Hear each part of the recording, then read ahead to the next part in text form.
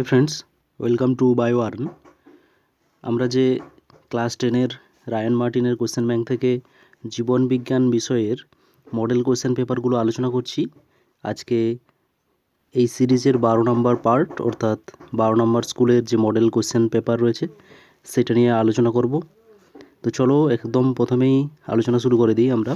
বিভাগ কতে রয়েছে সূর্য শিশির নামক পতঙ্গভুক উদ্ভিদের পাতার কোর্সিকাগুলি পতঙ্গের সংস্পর্শে আসামাত্র পতঙ্গকে চেপে ধরে। এটি হলো কী ধরনের চলন? কেমোনেস্টি, সিসমোনেস্টি, থার্মোনেস্টি, ফোটোনেস্টি। এর সঠিক উত্তর হবে কেমোনেস্টি। অর্থাৎ রাসায়নিক উদ্দীপনার প্রভাবে এরকম হয়। দেখো, সূর্য শিশির যে উদ্ভিদটা রয়েছে সেটা হচ্ছে যে সমস্ত মাটিতে নাইট্রোজেনের পরিমাণ কম থাকে সেই সমস্ত অঞ্চলে জন্মায়। আর তার দেহে তো নাইট্রোজেনের প্রয়োজন আছে, কিন্তু সে নাইট্রোজেন পায় না। তার জন্য তারা কি করে, এই পতঙ্গকে ধরে তার দেহ থেকে নাইট্রোজেনকে নিয়ে তার দেহের নাইট্রোজেনের চাহিদা পূরণ করে। তারপরে দেখো, প্রদত্ত বাক্যগুলি পড়ো এবং যে জোড়াটি সঠিক নয় সেটিকে চিহ্নিত করো। বীজ ও মুকুলের সুপ্তাবস্থা ভঙ্গ করতে সক্ষম সাইটোকাইনিন। এটা তো ভুল। বীজ আর মুকুলের সুপ্ত অবস্থা ভঙ্গ করতে সাইটোকাইনিন সাহায্য করে না, এটা করে জিববেরেলিন। তাহলে এখানেই পেয়ে যাচ্ছি আমরা সঠিক নয়, অপশান এ সঠিক উত্তর হবে। তারপরে 3-এ রয়েছে গমনের সময় মাছকে জলের বাধা কেটে এগিয়ে যেতে ও দেহের ভারসাম্য বজায় রাখতে সাহায্য করে কে? বক্ষ, শ্রোণী, পুচ্ছ না পৃষ্ঠপাখনা? এটা সঠিক উত্তর হবে অপশান ডি, পৃষ্ঠপাখনা। পিঠের উপরে যে পাখনাটা থাকে সেটা একটাই থাকে, সেটা হচ্ছে মাছকে জলের বাধা কেটে এগিয়ে যেতে আর দেহের ভারসাম্য রক্ষা করতে সাহায্য করে। 3-এ রয়েছে মিওসিস কোষ বিভাজনের সঠিক বৈশিষ্ট্যটি শনাক্ত করো। মিওসিসের সময় কি হয়? নিউক্লিয়াস ও সাইটোপ্লাজমের একই সঙ্গে বিভাজন ঘটে। মাতৃকোষ থেকে 4টি অপত্য কোষ সৃষ্টি হয়। জনিত্রী কোষ থেকে 2টি অপত্য কোষ সৃষ্টি হয়। নিউক্লিয়াস ডাম্বেল আকার ধারণ করে। দেখো এখানে অপশান বিতে যেটা রয়েছে 4টি অপত্য কোষ সৃষ্টি হয়, এটাই কিন্তু সঠিক মিওসিসের ক্ষেত্রে। তাহলে সঠিক উত্তর অপশান বি। তারপরে রয়েছে সঠিক জোড়াটি নির্বাচন করো। বায়ুপরাগী সূর্যমুখী, জলপরাগী ধান, পতঙ্গপরাগী পাতাঝাঁচি, পাখি পরাগী পলাশ। এখানে সঠিক উত্তর হচ্ছে পাখি পরাগী পলাশ। পলাশ গাছে পাখির সাহায্যে পরাগযোগ ঘটে, এটাই সঠিক উত্তর। তারপরে সপুষ্পক উদ্ভিদের ভ্রূণস্থলীর কোন কোষ 2n সংখ্যক ক্রোমোজোম যুক্ত হয়?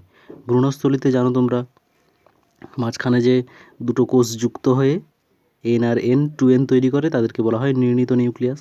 তাহলে দেখো এখানে অপশান সি, নির্ণীত নিউক্লিয়াস সঠিক উত্তর। তারপরে রয়েছে নিচের কোনটি প্রচ্ছন্ন গুণ তা শনাক্ত করো। প্রচ্ছন্ন গুণ, বীজের আকার গোলাকার রয়েছে, এটা হচ্ছে প্রকট গুণ। ফুলের বর্ণ বেগুনি, এটাও প্রকট গুণ। কাণ্ডের দৈর্ঘ্য লম্বা, এটাও প্রকট। বীজের বর্ণ সবুজ, এটা হচ্ছে প্রচ্ছন্ন বৈশিষ্ট্য।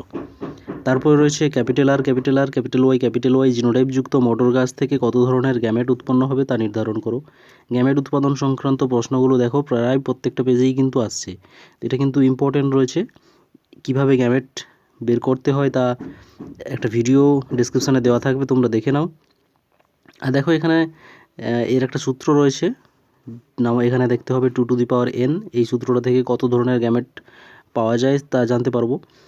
আর এখানে n সমান হচ্ছে নাম্বার অফ হেটেরোজাইগাস কন্ডিশন, অর্থাৎ সেখানে হেটেরোজাইগাস কন্ডিশন কতগুলো আছে, অর্থাৎ দুটো আলাদা অ্যালিল কতগুলো রয়েছে। এখানে দেখো ক্যাপিটাল আর রয়েছে, এখানে হোমোজাইগাস। আবার ক্যাপিটাল ওয়াই এটাও হোমোজাইগাস, তাহলে এখানে হেটেরোজাইগাস কন্ডিশন একটাও নেই। তাহলে 2 সমান কত? 1। তাহলে এখানে এক ধরনের গ্যামেট তৈরি হবে, অপশান বি। তারপরে দেখো হিমোফিলিক মহিলার জিনোটাইপ কী হবে? হিমোফিলিক মহিলার ক্ষেত্রে বলা হচ্ছে, মহিলার ক্ষেত্রে তাহলে এক্স আর এক্স দুটো ক্রোমোজোম থাকবে। এবার হিমোফিলিক মানে তারা আক্রান্ত কখন হবে? যখন হিমোফিলিয়ার যে রোগের জিনটা বা অ্যালিলটা যখন দুটো হোমোজাইগাস কন্ডিশনে থাকবে। যেহেতু এটা প্রচ্ছন্ন এক্স ক্রোমোজোমবাহিত রোগ, তার জন্য এটা হোমোজাইগাস কন্ডিশন দরকার, অর্থাৎ XH আর XH এই দুটো কন্ডিশন হলেই তখন কিন্তু মহিলারা হিমোফিলিয়ার আক্রান্ত হবে, অর্থাৎ অপশান বি। ডারউইন মতবাদের সঙ্গে সম্পর্কিত শব্দগুচ্ছ কোনটা? ব্যবহার অঙ্গের ব্যবহার ও অব্যবহার, এটা ল্যামার্কের। প্রকরণের উৎপত্তি, এটাই হচ্ছে ডারউইনের। অর্জিত বৈশিষ্ট্যের বংশানুসরণ, এটাও আবার ল্যামার্ক। পরিবেশের অভাব। তারপর দেখো তিমির ফ্লিপার ঘোড়ার অগ্রপদ, এটা কী ধরনের অঙ্গ? তিমির ফ্লিপার আর ঘোড়ার অগ্রপদ তাদের গঠনগত দিক থেকে একই আর উৎপত্তিগতভাবেও একই, তাহলে এটা হচ্ছে সমসংস্থ অঙ্গ। তারপরে রয়েছে যে অভিযোজিত বৈশিষ্ট্য সুন্দরী গাছে দেখা যায় না, তা হচ্ছে শ্বাসমূল, বীজযুক্ত ফল, পুরু কিউটিকেলযুক্ত পাতা না জরায়ুজ অঙ্কুরোদ্গম। এর মধ্যে অপশান ডি অর্থাৎ জরায়ুজ অঙ্কুরোদ্গম কিন্তু সুন্দরী গাছে দেখা যায় না। বাকি যে সমস্ত লবণাম্ব উদ্ভিদগুলো রয়েছে তাদের কিন্তু দেখা যায়। তারপরে দেখো মাটিতে বসবাসকারী নাইট্রোজেন স্থিতিকারী জীবাণু কী হবে? Clostridium, Thiobacillus, Pseudomonas, Rhizobium. Nitrogen স্থিতিকারী হচ্ছে ক্লস্ট্রিডিয়াম হবে, বাকি থিওবেসিলাস আর সিউডোমোনাস এরা হচ্ছে ডিনাইট্রিফাইং ব্যাকটেরিয়া, আর রাইজোবিয়াম হচ্ছে মিথজীবী ব্যাকটেরিয়া। তারপরে দেখো সঠিক জোড়াটি নির্বাচন করো। আর্সেনিকযুক্ত যৌগ ত্বক, ক্যাডমিয়াম যৌগ হচ্ছে শ্বাসতন্ত্র, অ্যালকোহল প্রস্টেট, আর হচ্ছে কোলটার হচ্ছে পরিপাকতন্ত্র। এর মধ্যে সঠিক হবে অপশান এ, অর্থাৎ আর্সেনিক যে যৌগ রয়েছে সেটা হচ্ছে ত্বকের বিভিন্ন প্রবলেম সৃষ্টি করে, যেমন হচ্ছে তোমাদের ব্ল্যাকফুট ডিজিজ, মিজরেখা, এগুলো সব তৈরি করে আর্সেনিক দূষণের ফলে। তারপর রয়েছে প্রদত্ত কোনটি ক্যান্সার রোগের চিকিৎসা পদ্ধতি? ফিজিওথেরাপি, কেমোথেরাপি, অ্যান্টিবায়োটিক না যোগাসন? ক্যান্সার রোগের বর্তমানে যে চিকিৎসা পদ্ধতি বহু প্রচলিত সেটা হচ্ছে কেমোথেরাপি, অপশান বি। তারপরে বিভাগ খতে দেখো টিউলিপ ফুলের পাপড়ি অধিক তাপে খোলা আবার কম তাপে মুদে যায়, এটা হচ্ছে কী ধরনের চলন? দেখো তাপ বলেছে, তাপ মানে থার্মো হবে, আর তীব্রতার প্রভাবে হচ্ছে তার জন্য থার্মোন্যাস্টি। তারপরে হচ্ছে ড্যাশ দশার শেষে নিউক্লিয় পর্দা অবলুপ্তি ঘটে। তোমরা জানো প্রোফেজ দশার শেষে নিউক্লিয় পর্দার অবলুপ্তি হয়ে যায়। আর এখানে কমেন্ট করে জানাও যে নিউক্লিয় পর্দার পুনরাবির্ভাব আবার কোন দশাতে হয়। ঠিক আছে। তারপরে রেণু ড্যাশ জননের একক, রেণু হচ্ছে আমাদের অযৌন জননের একক, আর যৌন জননের একক কি? গ্যামেট। তারপর রয়েছে ড্যাশ ফুলের অসম্পূর্ণ প্রকটতা দেখা যায়। অসম্পূর্ণ ফুলের প্রকটতা হচ্ছে সেই ফুলটা হচ্ছে সন্ধ্যামালতী ফুল, বা যাকে আমরা 4 o'clock ফুল বলে থাকি, আর যার বিজ্ঞানসম্মত নাম হচ্ছে মিরাবিলিস জ্যালাপা। ঠিক আছে। আর অসম্পূর্ণ প্রকটতার জিনোটাইপিক ফিনোটাইপিক অনুপাত সেম হয়, আর সেটা হচ্ছে কি 1:2:1।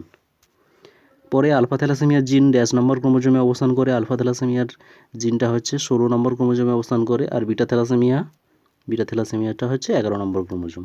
এটা হচ্ছে অটোজোম বাহিত প্রচ্ছন্ন জিন ঘটিত রোগ।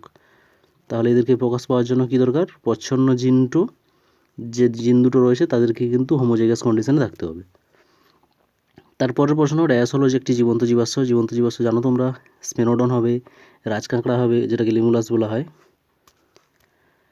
তারপর সত্য মিথ্যা, ইথিলিন এক প্রকার গ্যাসীয় হরমোন যা ফুল ফোটাতে সাহায্য করে। ইথিলিন এক প্রকার গ্যাসীয় হরমোন ঠিকই, কিন্তু সেটা ফুল ফোটাতে সাহায্য করে না। কি করে? গ্যাসীয় হরমোনটা ফল পাকাতে সাহায্য করে, তাহলে এটা কিন্তু মিথ্যা হচ্ছে। তারপরে অলফ্যাক্টরি স্নায়ু একটি অন্তর্বাহী প্রকৃতির স্নায়ু, এটা কিন্তু সঠিক হবে। অলফ্যাক্টরি হচ্ছে অন্তর্বাহী স্নায়ু, অর্থাৎ সংজ্ঞাবহ স্নায়ু, অর্থাৎ দেহর যেখানে উদ্দীপনা প্রয়োগ করা হচ্ছে সেখান থেকে উদ্দীপনাকে কেন্দ্রীয় স্নায়ুতন্ত্রে নিয়ে যায়, সিএনএস, সেন্ট্রাল নার্ভাস সিস্টেমে নিয়ে যায়। তারপর রয়েছে গ্রাফটিং এক ধরনের অঙ্গজ জনন। গ্রাফটিং এক ধরনের অঙ্গজ জনন, এটা সঠিক। গ্রাফটিংকে বলা হয় জোড় কলম, অর্থাৎ সেখানে দুটো উদ্ভিদের অংশ নেওয়া হবে, দিয়ে একটাকে সিয়ন আর একটাকে স্টক হিসাবে ব্যবহার করা হবে, আর তাদেরকে দুটোকে তির্যকভাবে কেটে ক্যাম্বিয়াম পর্যন্ত তাদেরকে সংযোগ করানো হবে। তোমরা এখানে বলো কমেন্ট করে যে একবীজপত্রী উদ্ভিদের এই গ্রাফটিং করা যায় না কেন। ঠিক আছে। তারপরে দেখো ল্যামার্কের মতে উট পাখির পূর্বপুরুষের সক্রিয় ডানা ছিল, এটা সঠিক হবে।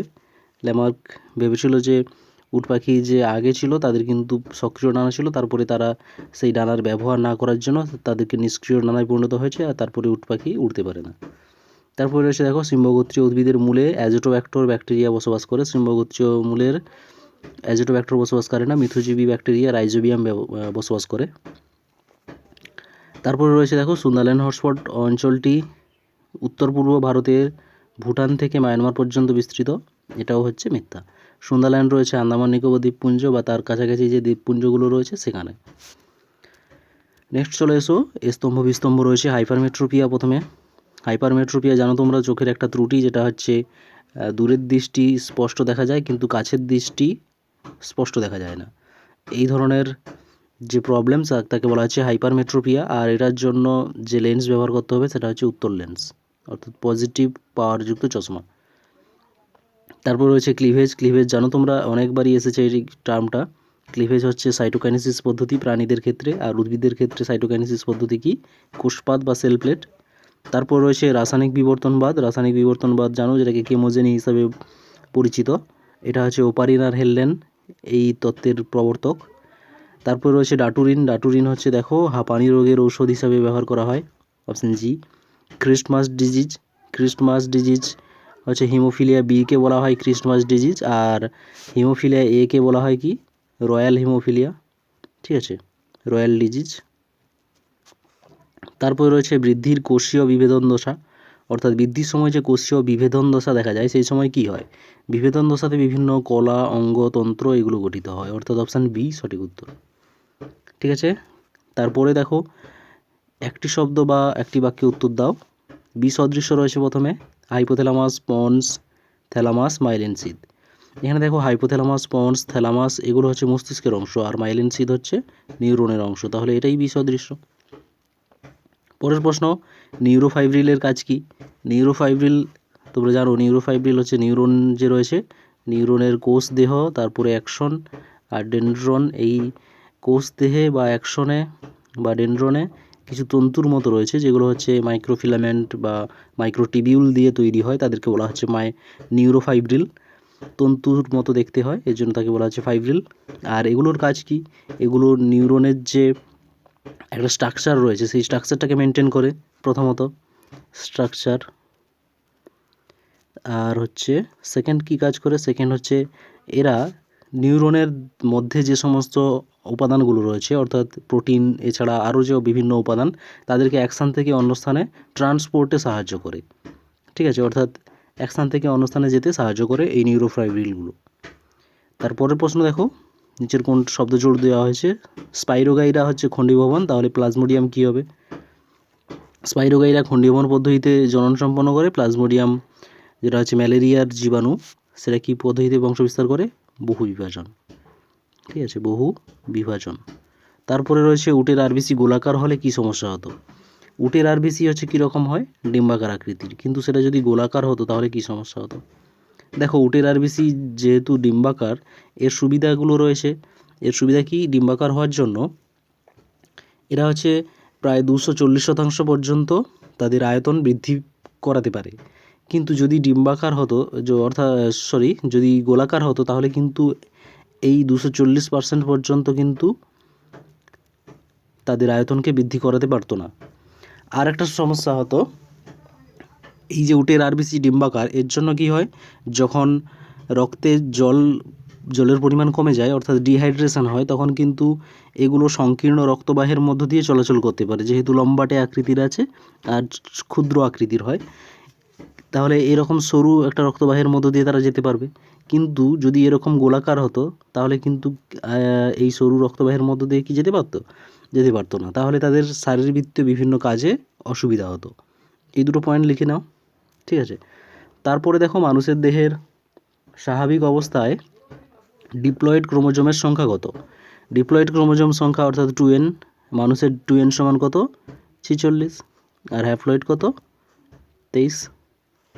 এই 46-এর মধ্যে 44টা অটোজোম, আর হচ্ছে এক্স আর ওয়াই, পুরুষের ক্ষেত্রে এক্স ওয়াই, মহিলাদের ক্ষেত্রে এক্স এক্স, টোটাল 46, ঠিক আছে। তারপরে তিনটি একটি বিষয়ের অন্তর্গত, অর্থাৎ এখানে রয়েছে কৃষিক্ষেত্রে কীটনাশকের ব্যবহার, টাইফয়েড, জল দূষণ, কলকারখানা থেকে উৎপন্ন তরল বর্জ্য পদার্থ। দেখো এখানে সবগুলোই হচ্ছে জল দূষণের সঙ্গে সম্পর্কিত রয়েছে। কীটনাশক ব্যবহার করলে জল দূষণ হবে, টাইফয়েড হয় জল দূষণের ফলে, আর কলকারখানা থেকে যে তরল বর্জ্য পদার্থ তার জন্য জল দূষণ হয়। তারপর রয়েছে মর্টালিটির বা মৃত্যু হারের সূত্র দ্বারা প্রকাশ করো। মর্টালিটিকে বলা হচ্ছে এম, তাহলে M equals to small M capital D by T, অর্থাৎ একটা নির্দিষ্ট সময়ে মৃত্যু যতজনের হচ্ছে বাই টাইম, সেটাকে বলা হচ্ছে মর্টালিটি। আর জানো ন্যাটালিটি সমান কি? ন্যাটালিটি এন সমান হচ্ছে small N D by T, অর্থাৎ জন্মহার। তারপর দেখো কানহা ন্যাশনাল পার্ক কোন রাজ্যে অবস্থিত? কানহা ন্যাশনাল পার্ক হচ্ছে আমাদের মধ্যপ্রদেশে অবস্থিত, ঠিক আছে। আর এখানে তোমরা কমেন্ট করে জানাও সুন্দরবন ন্যাশনাল পার্ক কোন রাজ্যে অবস্থিত, ঠিক আছে। সুন্দরবন ন্যাশনাল পার্ক কোন রাজ্যে অবস্থিত? দেখো তারপরে বিভাগ খ রয়েছে। বিভাগ খতে 2 নম্বরের যে প্রশ্নগুলো রয়েছে সেগুলো খুবই সহজ আছে। আমার বিশ্বাস তোমরা অবশ্যই পারবে সবগুলো। তার মধ্যে যদি কোনো প্রশ্নের প্রবলেম সলভ করতে না পারো তাহলে অবশ্যই আমাকে কমেন্ট করে জানাও। তোমাদের যতজন কমেন্ট করেছো তার মধ্যে আজ পর্যন্ত একটা মাত্র কোশ্চেন আমি পেয়েছি। আর চাইছি যারা আর 3 থেকে 4টা যদি প্রশ্ন হয় তাহলে আমি অবশ্যই একটা ভিডিও বানাবো। তো ঠিক আছে ফ্রেন্ডস, এই ছিল আজকে আমাদের 12 নম্বর স্কুলের আলোচনা। খুব শীঘ্রই 13, 14, 15, 16 এবং 17 নম্বর স্কুল আসবে। যারা একদম 16, 17 চাইছো প্লিজ একটু ওয়েট করে যাও। পরপর একটা সিকোয়েন্সে আপলোড করছি, এটা একটু বজায় রাখি। ঠিক আছে, আজকে এইটুকুই। দেখা হচ্ছে আবার পরের ভিডিওতে।